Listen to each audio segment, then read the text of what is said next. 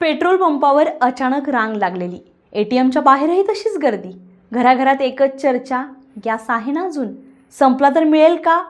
मोबाईलवर मेसेज फिरायला लागलेले, पुन्हा लॉकडाऊन लागणार, सगळं थांबणार, आताच सामान भरून ठेवा.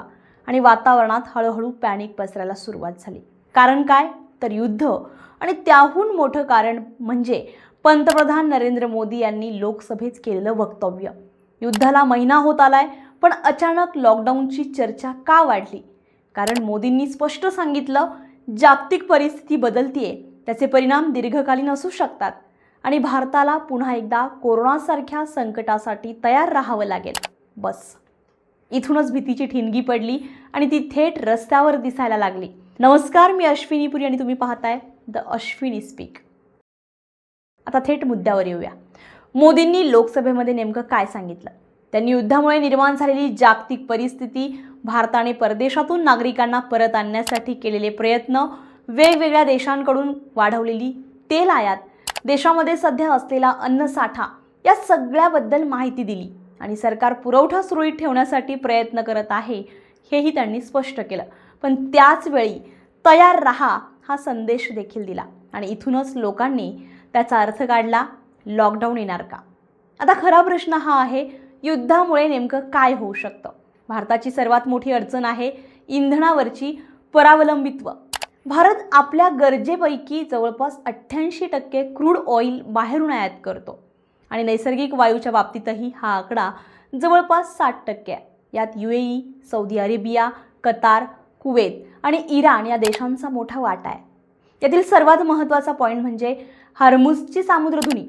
कारण भारतामध्ये येणाऱ्या LPG पैकी जवळपास 90% आयात इथूनच होते आणि सध्या हेच क्षेत्र सर्वात जास्त संवेदनशील बनलेलं आहे.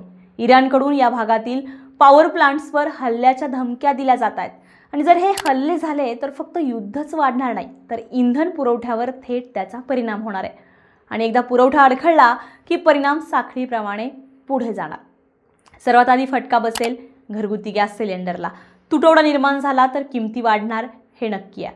आधीच काही ठिकाणी काळा बाजार सुरू झाल्याच्या चर्चा आहेत आणि परिस्थिती बिघडली तर सिलेंडर मिळण्यामधील अंतर वाढू शकतं, लोक साठवणूक करायला लागतील आणि मग बाजारामध्ये अजूनच तुटवडा निर्माण होईल.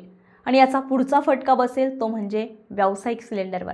हॉटेल्स, मेस, छोटे धंदे आधीच मर्यादित प्रमाणात सुरू आहेत आणि जर गॅस मिळणं बंद झालं तर हे सगळं थेट बंद होऊ शकतं आणि इथून सुरू होईल मोठा सामाजिक परिणाम.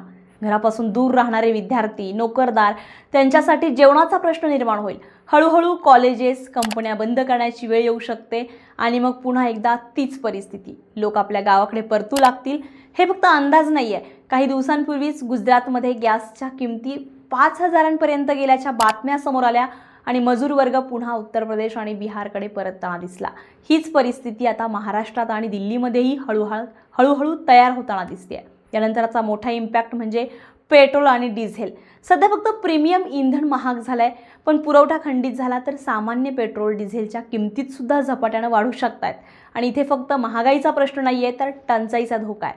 त्यामुळे पेट्रोल कमी पडलं तर लोकांचा प्रवास थांबेल, पण डिझेल कमी पडलं तर संपूर्ण वाहतूक व्यवस्था कोलमडेल. म्हणजे बस, ट्रक, मालवाहतूक सगळं थांबेल. आणि जेव्हा वाहतूक थांबते तेव्हा बाजारात भाजीपाला, धान्य, फळं सगळ्याच गोष्टींचा तुटवडा निर्माण होतो. तर परिणाम काय? महागाई ही आटोक्याबाहेर जाते. आणि जेव्हा महागाई वाढते आणि पुरवठा कमी होतो तेव्हा मागणी नियंत्रित करण्यासाठी सरकारकडे एकच पर्याय उरतो, ते म्हणजे निर्बंध, म्हणजेच लॉकडाऊनसारखी परिस्थिती. दरम्यान डोनाल्ड ट्रम्प यांनी काही दिवस हल्ले टाळण्याबाबत चर्चा सुरू असल्याचं सांगितलं असलं तरी इराणकडून ठोस सकारात्मक प्रतिसाद दिसत नाहीये. त्यामुळे युद्ध लांबण्याची शक्यता अजूनही कायम आहे.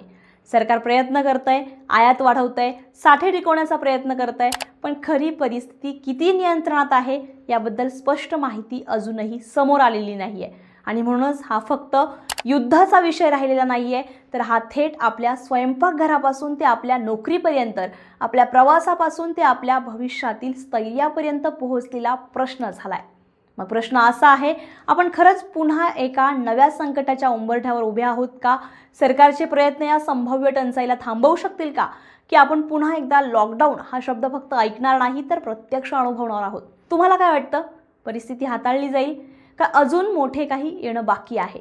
तुमचं मत कमेंट बॉक्समध्ये नक्की व्यक्त करा आणि असेच नवनवीन व्हिडिओ पाहण्यासाठी द अश्विनी स्पीकला लाईक करा, शेअर करा, सबस्क्राईब करायला विसरू नका.